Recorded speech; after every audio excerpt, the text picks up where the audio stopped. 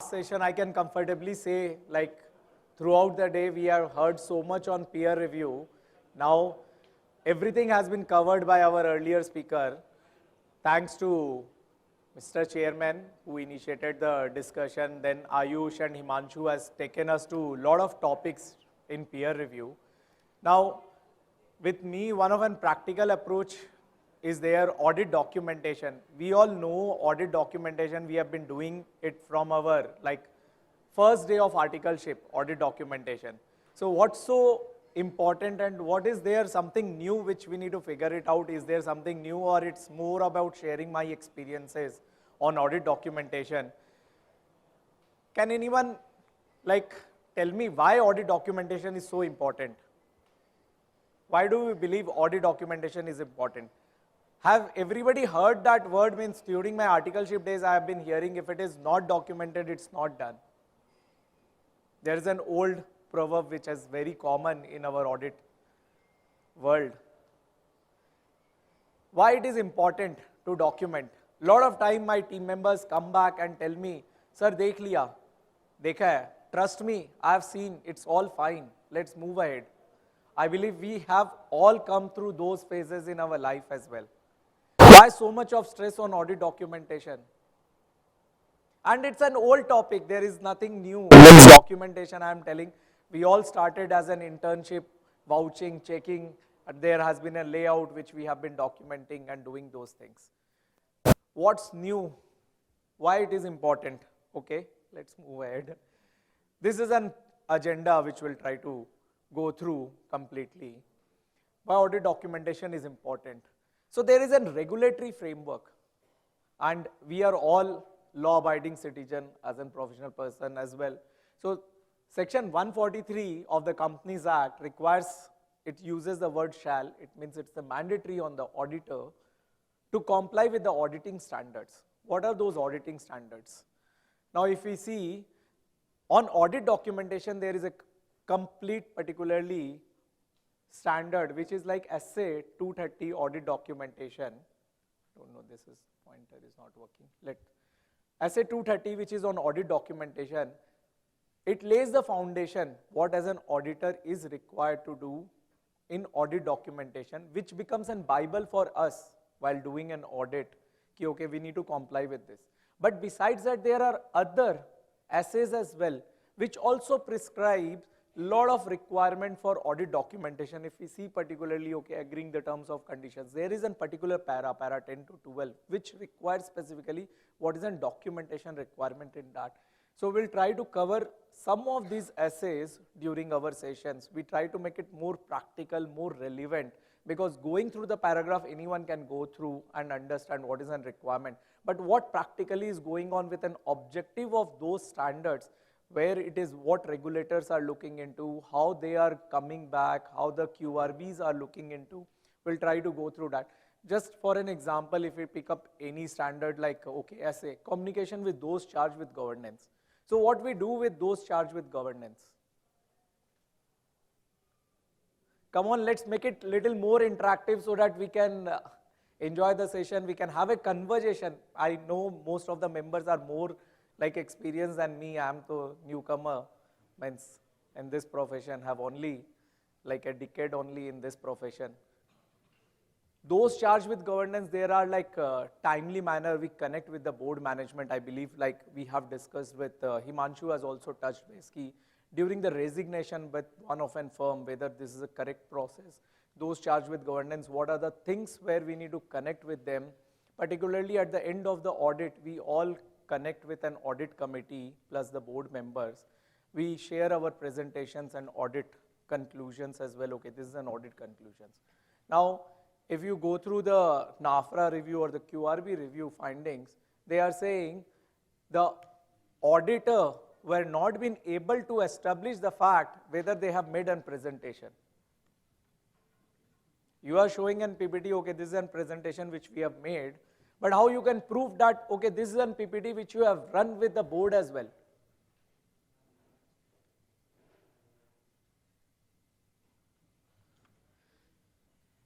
So a lot of documentation requirement is there, particularly in this case, we can always mail it to the board members after having a board meeting, ki, okay, thanks you for this opportunity. This is a slide deck which we are sharing. But some of the clients may have restrictions as well, because sometimes on the board the independent directors are there. They don't want to share everything to them.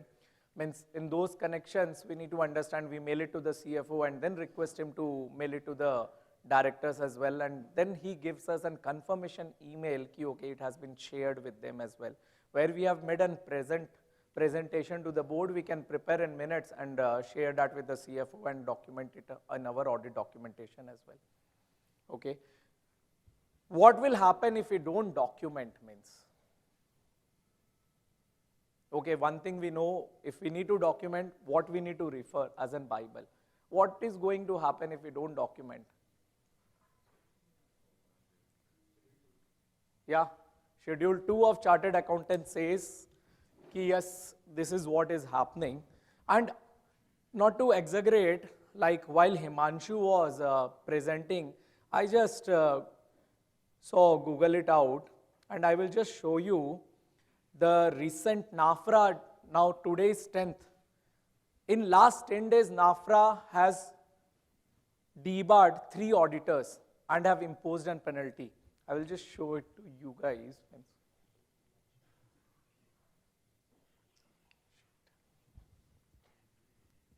Okay, we'll come to that.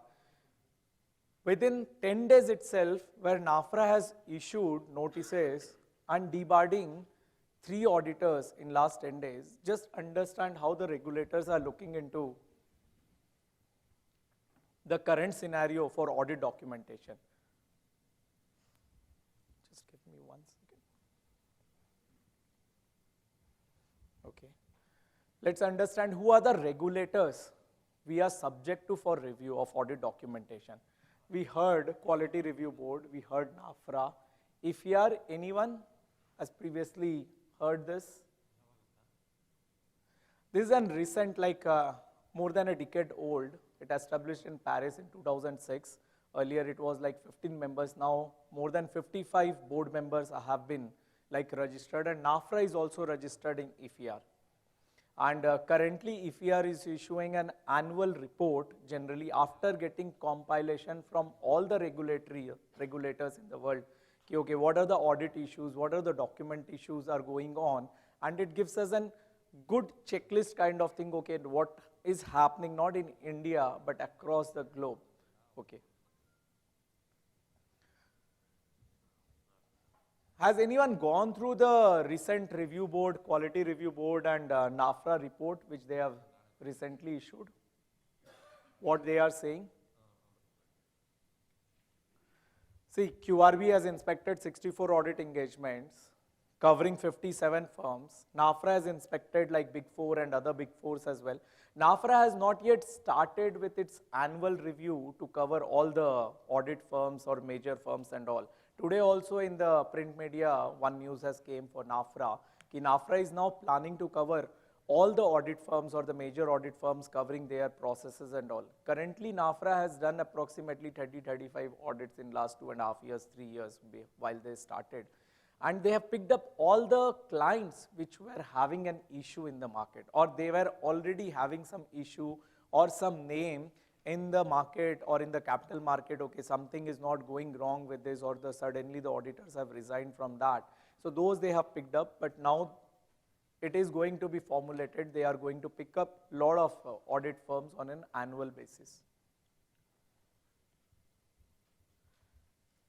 See, if you see the Quality Review Board language, what they are issuing means, and NAFRA report.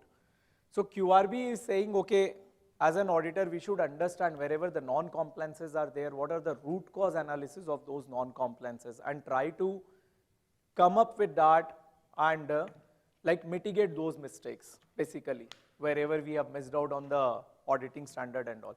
If you read the NAFRA report, the wordings and all, how they are using means, audit firm failed to exercise professional skepticism. Audit firm failed to achieve central purpose of audit. Failure to comply with any requirements of applicable essays. Just understand how the NAFRA report reads and how the QRB reports are getting read and all. We'll see what are the implications when they are issuing on any audit firm as well. If here is again giving a remedial action, course of actions where the more focus has to be done by the auditors in that manner.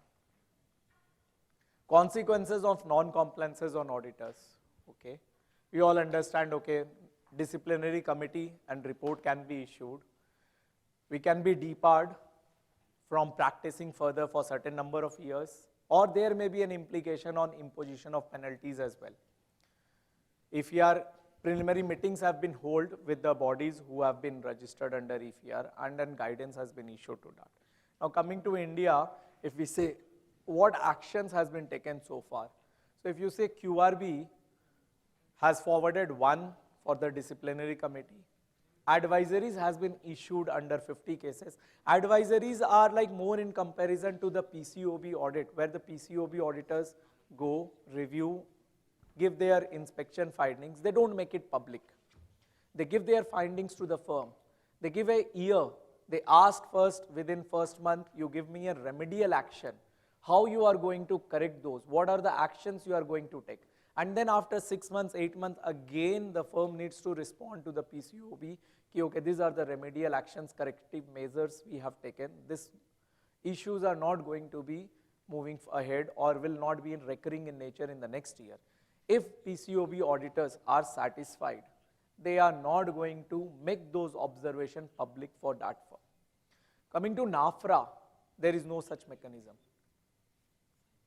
No such mechanism. Once they are issuing the report, they are not issuing the report to you.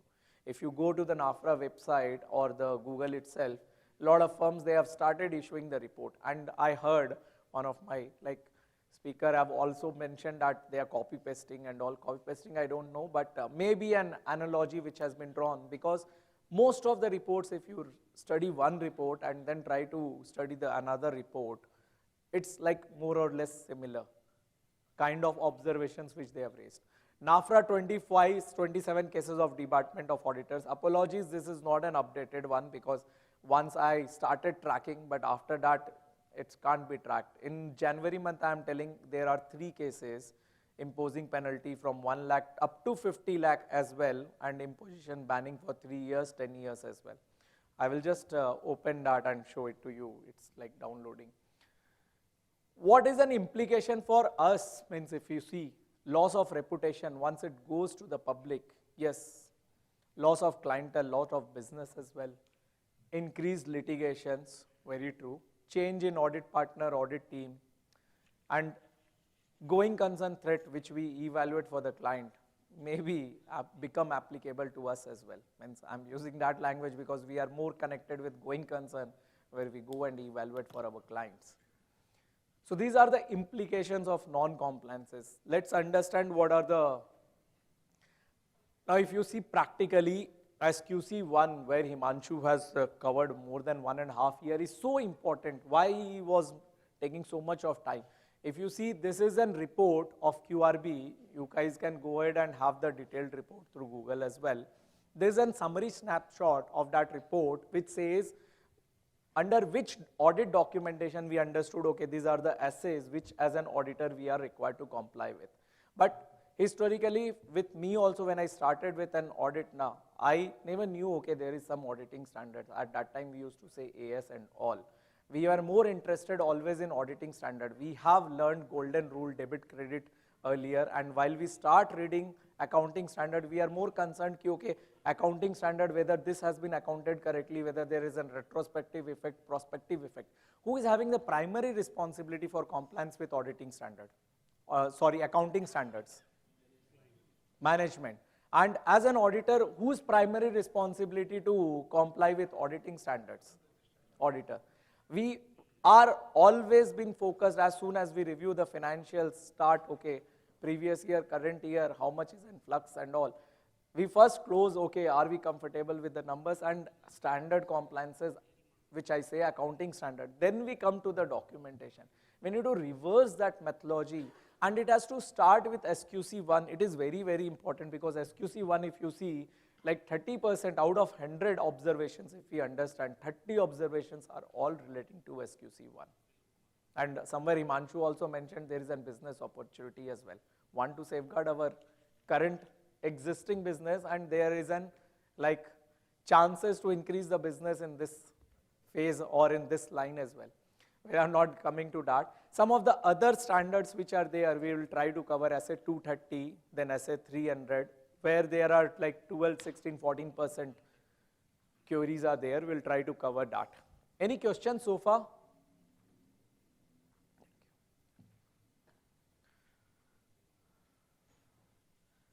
Five highest essays having the audit observation or inspection findings, if we need to say, SQC1, 17 out of 57 firms. So if you say it's like 40%.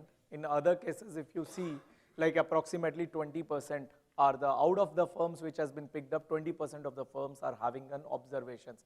SA 230 audit documentation, SA 505 external confirmations, planning and audit of financial statement. At an planning stages itself, there is a lot of deficiencies which they have highlighted. Forming an opinion on reporting of financial statement, particular SA 700. We'll try to cover all these essays which are like bigger in terms of recently we are having observations in that. We'll start with SQC, I believe Himanshu has covered. So we'll just flick through what are the findings from the QRB. 6 elements Himanshu has covered everywhere, means in the last session. Not documented quality control policies we have covered. Template not used for confirmation which has been rolling out. We have SA 505. We will discuss little more on the confirmation. This is an easiest exercise which I believe, like as a process, we always believe as a first year intern who is coming down into the firm, he has been entrusted with a responsibility for rolling out the confirmation, for getting the confirmation. But still, trust me, under PCOB audit, under FRC audit, under UK Stock Exchange also, every year in their reports, every year you pick up any year, every year they are having an issue with confirmation rolling out or an observation or finding under confirmation rolling out. Staff unexperienced, lack of policies to assess capabilities and competence of staff. I believe this has all we can comfortably say it has been covered. And requirement of SA, which Himanshu has already explained, the firm should establish a system of quality control process where under all these 6 elements, whether firm is not deviating from the standards and what is required by the firm under all these 6 elements, any element if you say monitoring or human resource, what is a set of policies and procedures which the firm is having to control that. Like if an monitoring, if I take an example, monitoring, any partner who is doing that, so how frequently the firm is reviewing the work which has been done by that partner, whether it is every year one of a file has been picked or certain engagement has been picked every alternative year in that manner. Okay, what is a regulator's expectations in this case? Let's understand independence we have covered, like audit, non-audit services who can do. So complete independence, there is an, and independence, though Himanshu has covered completely, I will just add on one thing. The severity of an misstatement in or not being able to document one thing is completely different, and the severity when the regulators see you are not independent itself, they are having a right to reject everything, whatever document you are having. Because every time then they can go ahead and say ki whatever you have documented and whatever you have discussed with the management, there may be hand in glove as situation as well. So independence is of paramount importance. There can't be any slippages on independence matters. Timely and adequate involvement of partners and EQR. Lot of findings now when NAFRA has came in their recent report, which they have started in last December while issuing.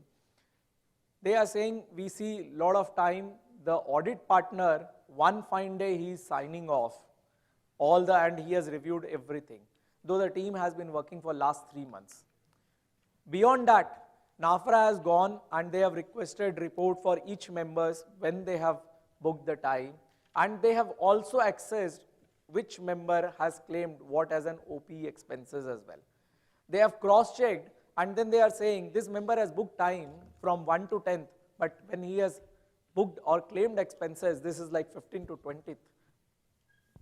Till that point of time, these guys are matching. So sometimes it happens, ki, okay, in the normal parallel course of action, we know, okay, we have spent this much time. At the end of the month, we go and record in our timesheet, and in our earlier days in articleship, we remember there was a timesheet. Every Saturday we used to go in a firm and we used to fill, okay, what we have done for the whole week. And sometimes when we are in the outstation audit after coming after 2 months, then from the starting of the week, we used to write, okay, what we have done on those audits, what are the procedures and all. So now little more sanitization is required in those processes, like daily time involvement. Whenever we are doing, let's sign off on those documents on that day itself, which is having a proof, who has prepared that, who has reviewed that. At least an Excel tracker can be maintained. Okay, these are the list of documents which are applicable to this client at an planning stages itself. Okay, these are the 200 documents. And then there has been a planned process. Okay, this is a key person who is preparing this. And this is a person who is subject to, who is going to review this. There is a planned review date, there is a planned complete date.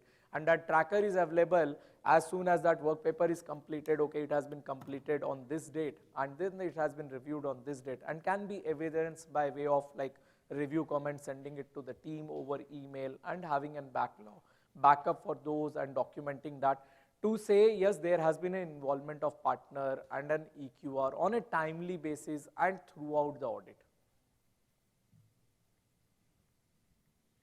Okay.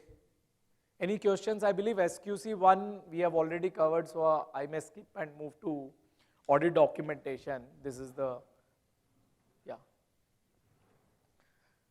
So let's understand the scope of SA 230. Whose responsibility to prepare audit work paper? It's very simple, means we all are aware, means auditors. Now, in relation to financial statement audit only, are we going to refer to this assay, or for anything else also do we need to refer to these assays? So if you see here, other financial informations also when we are doing and reviewing, like in audit report we give an para, if you remember, for other information, which is a kind of an example. If you take board report, that also we are. So have we reviewed that board report? For that also documentation will be required. If any laws and regulations like NOCLAR, my fellow speaker has also mentioned NOCLAR. NOCLAR, again, laws and regulations which may be applicable to certain specific industries and all, like sugar industry. Okay, there is a levy compliance requirement is there, ki so much of the production, 10% of the production has been sold to the government. So again, that compliance checking is being done. So any particular industry, if you are doing an audit, there is a specific requirement, then that is also required to be documented as part of our evidences. And in listed entities, as earlier we discussed during the session, ki we need to document if there is any non-compliances are there, we need to document and inform as well. Specific document requirement in other assays, if that doesn't override SA 230. Those are in addition to SA 230. Nature, purpose of audit documentation. Whatever we are documenting right now, if my conclusion is other way, I have issued signed audit report, but when we go through our audit document, it is suggesting other way around. So what is the purpose of creating our audit document? To support our audit report first and foremost is to support our audit report. That is a basic and 90% of the requirement to create these documents. So that is an objective evidence, the basis of conclusion. So audit document should always support our audit conclusion, whatever we are issuing. And all this document will help us to say, ki yes, audit was planned and executed in accordance with SA. So when we plan, okay, this audit procedures for a particular area, we need to do this activity A, B, and C. Just now we have taken an example as an overall basis. Okay, these are the work papers which we are going to prepare. Somebody going to prepare, somebody is going to review. Now under specific work paper, what are the things which are going to be reviewed by that particular person? What are the audit procedures that person will do? All those things is going to support us plan and perform our audit in a better manner. Plus, it is also going to help the reviewer to discharge his duty to review the work. Retaining a record has to be maintained for review purpose, or sometimes it may happen for our own reason. Forget the regulators. We as an auditor, when we are doing the similar client year on year, there are certain significant matters which are recurring in nature. So today, this year when we are documenting, it is also going to help us in the next year audit as well as in basic documentation. Enabling auditor to be accountable for their work. Without document, it becomes very difficult. And it is also going to support us for an external review scenario. Okay, let's understand a little more basic aspects of SA 230. We all are aware of this because documentation we are doing from our first day into this profession. Now, how much to document, to what extent we need to document, it always is a subject matter. It depends upon the nature of the account balance. It always depends upon the size and complexity of the matter and the account balance. How much risk is involved in that? So suppose like, okay, the amount is very small, but it is an compliance related matter, like statutory bonus, okay, 8.33%, it is a very small amount which is coming on a monthly basis, 1,250 rupees or something like that if we say, but it is having a risk for non-compliance as well. That way we need to understand. Sometimes it happens, okay, it is not that inconsequential amount, but it's a small amount, but it's an like somebody has embezzled some small amounts of cash on a regular basis. Still, it's a matter of risk as well, because tomorrow it may happen the company does not have a control framework completely to safeguard all its assets. It may have unearthed only on these small portions, but there may be somewhere which has not been unearthed so far. So it always depends, and that is why we as an auditor or as a chartered accountant are always required to exercise our professional judgment. And it is very tough. The toughest part in documentation is ki how do you showcase to the regulators ki no, I have exercised professional skepticism up to the highest level. You can't touch me on that. How do you say, yes, I have exercised everything? Why documenting itself, okay, while reviewing this area, in the first level of meeting, we are having this questionnaires, this WH question in the meeting with the client. Basis the responses, we have further gone back, and basis the inputs provided by the management, we have further inquired on those inputs. And the toughest part is always that professional skepticism. But if we follow an approach, this is the easiest part we can always say. Yes, we are covered. We have exercised all our professional judgment. 1A is the planning stage, where we have already planned. We can always revisit our plans, basis the inputs during the course of our audit. As soon as we keep on receiving additional inputs, we can always go back and revisit our plan. Okay, document of significant matters, matters that give rise to significant risk. This document is like picking up importance, and I'm sure means people call it with a different name. Somebody call it like a significant review memorandum, or somebody say my conclusion, audit conclusion document, where we note it down as in like throughout the audit, what are the bigger areas, how it went through, in case any challenges we have encountered, how we have like discussed with the management, how we have addressed those, or if it has not been addressed, how we have concluded the same in our audit report as well. So somewhere we call it in our general summary review memorandum, somebody says audit conclusion documentation and all, but a summary of the documentation is required. Now, when we see the QRB reports, they are particularly saying not only on the conclusion stage, a lot of audit firms have this conclusion document, but they didn't had the similar document for the planning stage as well. What the regulators are expecting, you should have a detailed memo or a detailed document in whatever way you say, Word, Excel and all. Okay, these are my planning things when I have discussed with my team, 10 team members on this audit. These are the things we have planned. These are the timelines which we have planned. These are the things which we communicated to the management. And when it comes to the conclusion, against those planning, have we completed those? And then sometimes it happens as an audit process, In the conclusion, we have documented 10 things. In the planning, we had 15 things. 5 may not be relevant, means during the course of our audit, we understood, okay, it is not of an significant matters. We have like thought in that manner, it may be important, it may not be important. But from the planning stages, 15 things, how we have concluded in our conclusion document, we need to understand, yes, whether everything has been covered or some of the things, if you are not getting it covered in that conclusion document, at least at a work paper level, those has been concluded, which is not required to be taken to the audit conclusion documentation.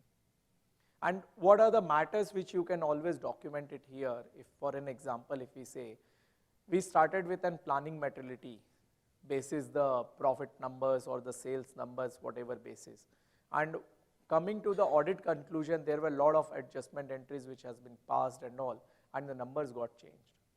So it is required to revisit your planning materiality as well, so that you can document in the conclusion stage, because your planning documentation will have one materiality which you have mentioned. You started with that documentation, you started with that as a threshold to select the samples, to vouch for account balances and documented those vouchers. Now if the materiality has decreased further, you need to go and document, okay, if that has changed because so many audit adjustment entries have been passed, what as an auditor we have done additionally, 10 more samples for that particular area with a lower materiality threshold. Any accounting matter, any non-compliance matter which is there, independence matters are also required to be documented. Means, okay, it's at the beginning of the engagement, everybody takes independence from the team, and sometimes it happens during the course of the audit, we start missing some of our team members. We miss at that time to take an independence confirmation. Now when the review is happening, peer review is happening, we don't have that person's access since he is no more in the firm as well. It's very difficult now to bring back that person. We all know, yes, he was complied with, he was independent itself, but that particular document is missing to explain the same to the regulators. Documentation may be recorded on paper, electronic form, and it is not a substitute for an accounting record. So in one of an case, the instance has been there that the audit firm is having access to his tally records, his trial balance and all, and he is saying this is the file, permanent file, this is the client file itself, accounting records itself, so we have seen everything. That file can't be a substitute to our audit documentation.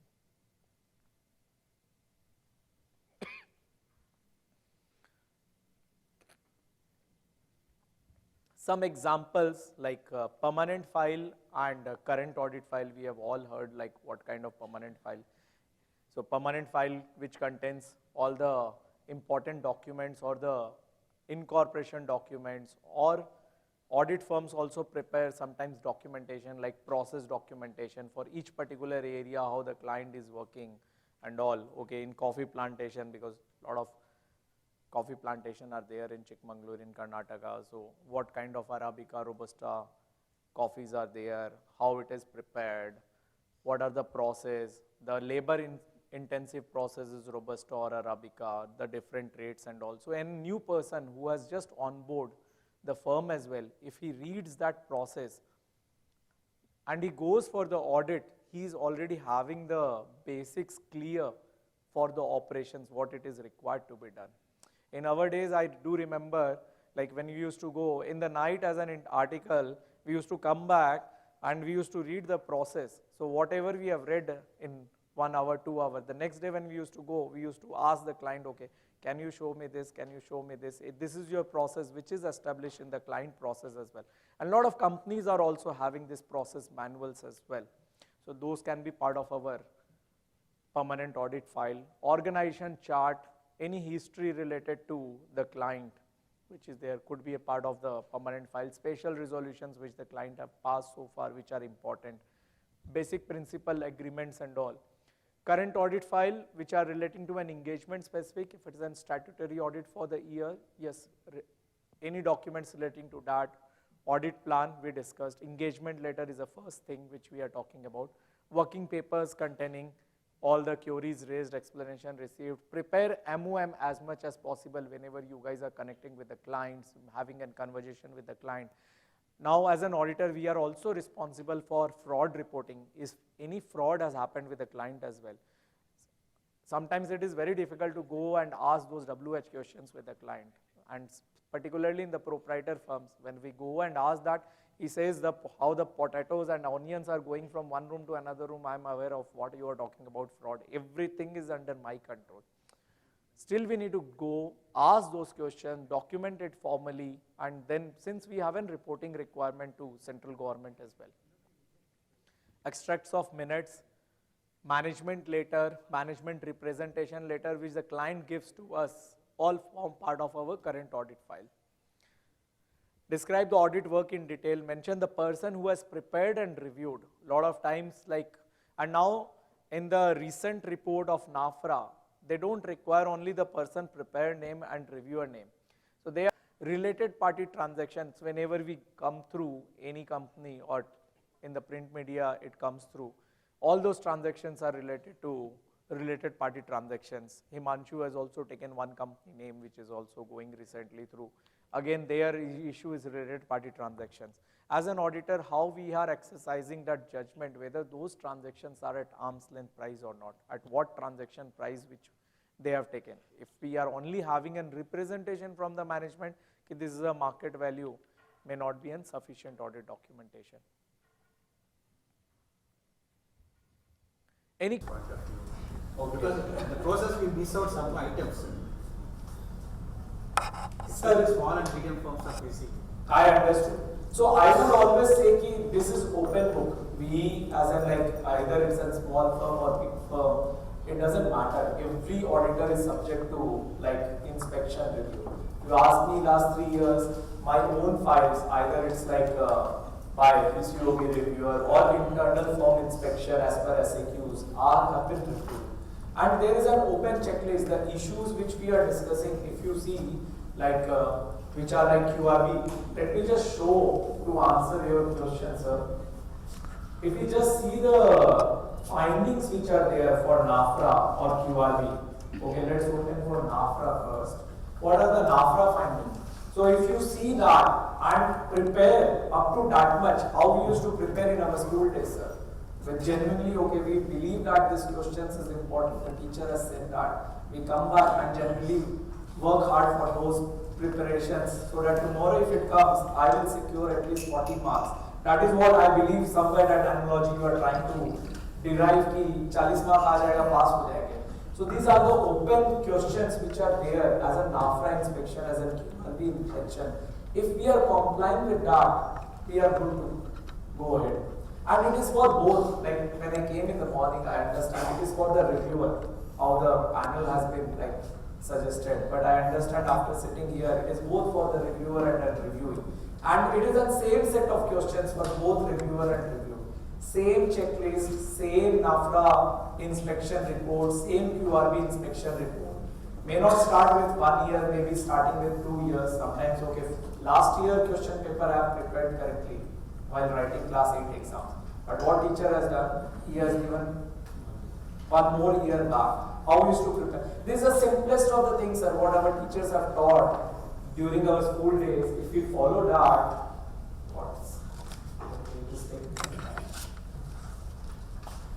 I will just enlarge that. Let me move it.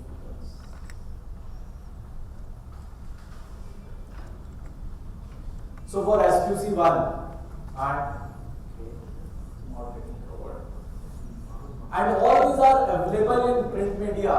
Every report of NAFRA which they have issued for a particular firm is already available in print media. And it runs into how many pages? 20 odd pages, some 20 odd pages, 20 to 30 odd pages is each NAFRA report is there. There are 6 to 7 reports which they have issued recently from November till January. We can all go through. And these are the issues, and when we see, okay, firm-wise also, this is how, and how the implications is there. Frequency medium, when we find it, okay, out of 6, if it is coming in 3 cases or 4 cases, then high or medium. That is how we are prepared. My team has prepared while we are preparing for inspection for our audit files as well. So each essay is communication with, see, if you take an example, I did identifies the audit committee of the audit entities, those charged with governance. Policy as a firm, what is in practice to connect with them. Identifying and assessing risk, auditor's response to assess risk. Audit sampling, again these are all basic theories which are coming in every regulatory finding. Once you go through NAFTA, then you go through QRB, then you review and take PCOB review report, or for UK FRC report you take it. You will find commonality in every regulator finding. Sampling, still there are theories in PCOB audit as well, and UK audit as well, and India audit as well. After doing the sampling, auditors are not being able to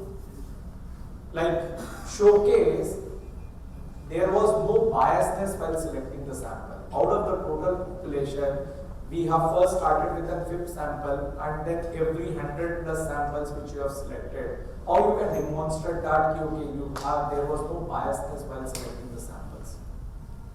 These are again all common examples. So this is a kind of open checklist, sir. What you ask, what you have to do, you don't have to do, or bare minimum you need to do. So first year findings you need to resolve or keep in mind while doing an audit, or 2 years audit findings you need to keep in mind. Whether you need to do that for NAFRA, you need to do that for QRB, or to do that for both, it again depends upon the size of the clientele and how big that is, how much it is subject to you believe it is going to come up accordingly. But it is an open question paper, both for reviewer and reviewer, trust me.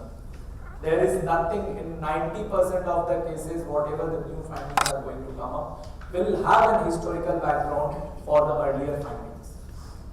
90%, yeah. So in case of related party, for a private limited company, at least we have a MVP1. For non-body corporate, especially participant, we will just believe on the management representative. What else other than that we can obtain document assets? Right. So you mean to say only management representation, as in chartered accountant, we need to understand that professional skepticism as well. If we are not the only person in the, or your client is not the only person who is producing this, or he is sending 100% of that for internal consumption to his related party because he is processing that. Sometimes in those processes where the risk lies, the entity to whom we are sending this, or the entity which we are auditing and the entity to whom they are sending, they take an exemption that they will not do a consolidation audit. Whatever in the related party, always in these group companies, the consolidated report will have the same profit because intercompany elimination will happen. So you need to understand that why suddenly we see two of the entity in the group have opted out from the consolidation. What is that? So there is something. And the similar product, there may be other players as well. We can discuss with the client, okay, this product we are making, what is the cost? Okay, he is saying this is a cost, but there may be some other players who are selling those products in an open market as well. We can draw those references as well to how it is happening. Sometimes they say it's like online pricing for coal audit and all. I'm sure a lot of people have gone and then they design, okay, this is a G category, H category coal. So now online it has been sold on that category. In that also the frauds have happened, I would say. But exercising the audit professional skepticism, asking WH question 4, basis the inputs which you receive, you can further go ahead and inquire. What is the reasonableness of difference? What I am trying to tell, the party itself cannot be disclosed to us. Party why cannot be disclosed to us? It is, they have not given that list who are the related party. And later it found to be a related party. See, you are coming to a question, you are indicating to a certain point at the beginning of the audit itself. If the management is representing, these are my 10 related parties, you are believing the integrity issue is there on the other party, when he is giving 10, there may be 10 more which he is not giving. So that audit, whether you want to continue or you want to do. To later stage. There are a lot of forensic audits which are happening.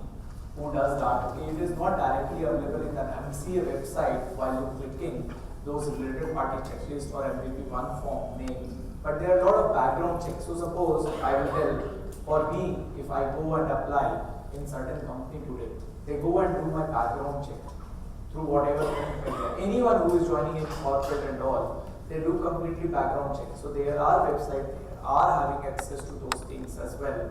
their income tax return for those proprietary firm, okay, what are the transactions which they have done. For those promoter group, you can ask the audit report to understand, okay, are there any qualifications in that, what are the major related party transactions which this promoter company is having, and then where is a director in those LLPs or a partner in those LLP or the firm, whether he is having certain own transactions. These are more subject matters which you are saying in case you are having certain practical example how to document, but the session is more on the documentation standpoint and where we are missing out on the document, where we are not aware of. I believe everybody are exercising their 100% of professional judgment and trying to document as much as possible. Sometimes we are not sure of what we are documenting, A. B, sometimes we are not aware of what is required to be documented. And all these programs are more in terms of awareness itself and just try to understand, okay, where we, these are the easy baby steps, these 5 steps, at least 50% coverage would be there. We need to cover those to hedge our risk.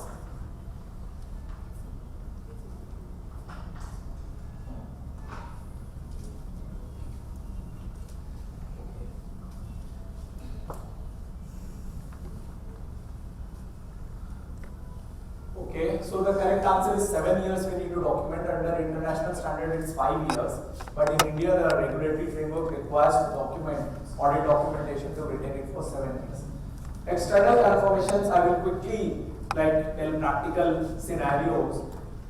We don't have an audit evidence to say when we are sending it to the person whether that person is genuine or not, because client has only given that email to us. Now in Gmail, if it is a Gmail ID, if I am a client, I have created 10 debtors confirmation, all Gmail with different names. And those email access, I am going to provide the response. So how do you check that? Whether those are the direct confirmations or this genuinity is there, the person to whom you are intending to send. And when you have sent to the person, whether these are the correct persons or not. That we need to check. So those are the issues which are coming. Sometimes it is happening, the client is saying, okay, I have received this bank confirmation. See, the bank manager receipt is there on the bank statement. He has signed as well. You can have a copy of this itself.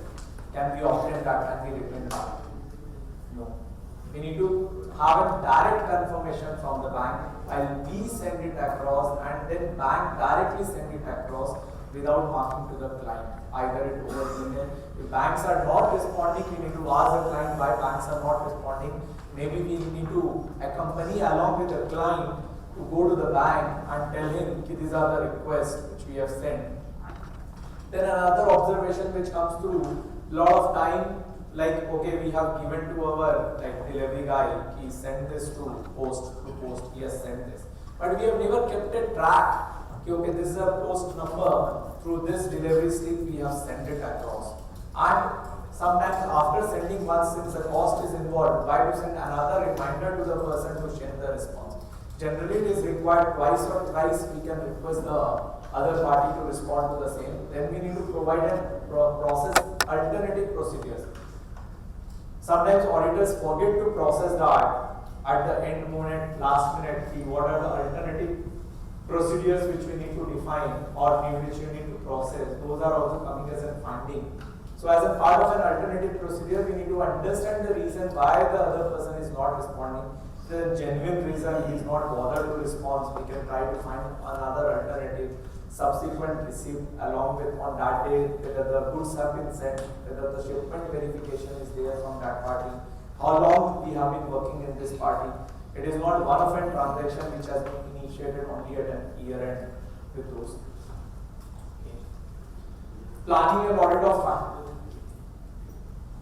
financial statement. This is again like asset 300. And again, planning stages, all the findings are revolving around to the extent nature and documentation is there or not. And that is in response of a process or that is in response of a significant risk which we are saying, or in terms of supervision of the team member or performing an engagement itself, it is coming. So everything is relating to the documentation, what you plan to do and how much you have done. Even after reviewing that in an Excel, if you have just kept the client GL ledger without writing that, okay, we have gone through this GL, we understood above this balance, this particular threshold, there were only 5 transactions which has been entered, we understand, we have tested one transaction and understand 4 are also relating to this matter itself, we are comfortable with that. If you don't document and if you just have that GL balance in your audit work paper, that doesn't do. So we need to explain the nature, timing and extent, how much is required to be done. Now for an initial audit, like, do we need to request predecessor auditor for an audit work paper as well, or any auditing issues which they can be asking more detailed work paper? Yes, we need to ask.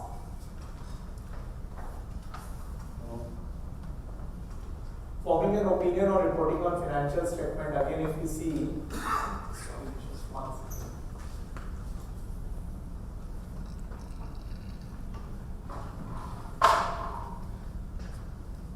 If you see this is a latest case which I have also encountered in my professional career. Earlier I used to see, okay, one partner is reviewing completely, and there has been practice in a firm like, okay, he's a big managing partner. He believes if he doesn't sign that, if he asks somebody else to sign, though he's sitting and reviewing everything with the complete team and all, at the end when it goes to sign off, so there will be an old partner who used to sign off, and he used to say, "Ki hobe, dekho." जब आएगा institute वाला तब हम लोग देखेंगे. But now the responsibility and SQC1, all the managing directors of the firms are responsible, whether it's LLP and all, they are equally responsible for their partner, whatever they are signing off. Now in their recent study also, last year, NAFRA and QRB has said, in one of a big 4 audit itself, 40 audits report they have unearthed, which has been signed by another partner, but it has been reviewed by another partner. Because the partner who has gone for the discussion with the management, and it has been documented in those charged with governance, the name of the partner is different. But ultimately in the audit report, the person who has signed off is different.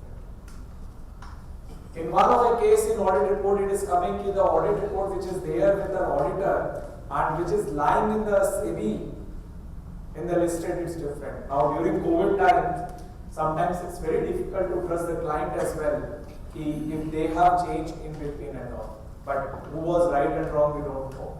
But yes, this was the case. UDN, in some of the cases, like the UDN which has been mentioned is for the tax audit. It's pure like a negligence or a typo error, because a lot of times what is happening, we are not doing the work at the correct time and at the moment. You would have generated the statutory audit UDN today, and after 15 days you would have generated for the tax audit. Or somebody would have mentioned, okay, this to UDNs or for this. After 15 days when we are printing both, it may have got interchangeable. These are like small silly mistakes which can be taken care. Madam has requested we need to finish the session. Any questions so far? See, I believe for peer review, for both the, as I mentioned, reviewer and review, the standard checklist to start working on is all these findings. And then in those findings, when we understand, okay, I don't know for this particular finding what is required to be done. Let's discuss in our network, wherever a lot of chartered accountants are there. Somebody is also preparing for peer review and he is also preparing to getting his file review. And let's start preparing for that. That's an easy and open book checklist which everybody is aware of, and this is required to be done. And even like we heard, NAFRA is also doing that. If more audit reports, if you clean up for me, you will find a lot of 80% similarity in between that.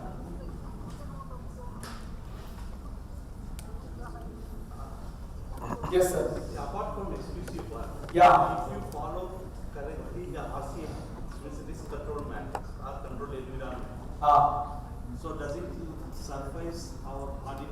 So risk control matrix, when you are saying, I believe you are saying it for the client framework. Yeah. SQC1 is something for the audit firm network. Yeah, exclusive one, okay, I understand. Audit, So we have to maintain documentation, all those kind of things, it is okay. From a client perspective, if I am giving the framing opinion on this SA7 and that, so if you correctly follow the RCM framework, does it suffice? So sir, I would say one thing, just sorry, I'm just taking one more minute.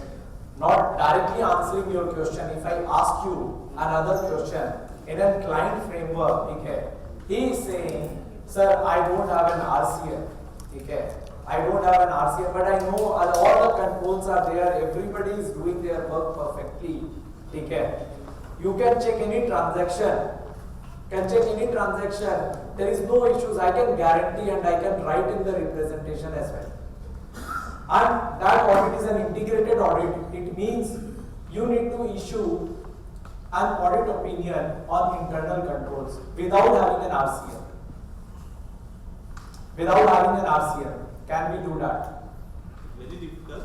But Very difficult. As part of the We should not. Similarly, when these regulators are coming to review us, please understand what you have taken is a correct question which you have asked.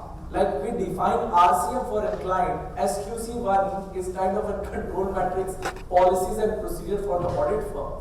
If you don't have a policy and procedures in place, when the regulators are coming and asking you, you would say, I have done this, I have done this, I have done this. But where is a framework? Where is a guided law? Where is a Bible to do that and then to say you have done enough? Hope I have answered your question, sir.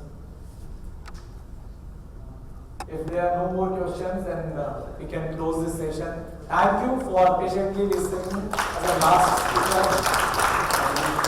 Thank you.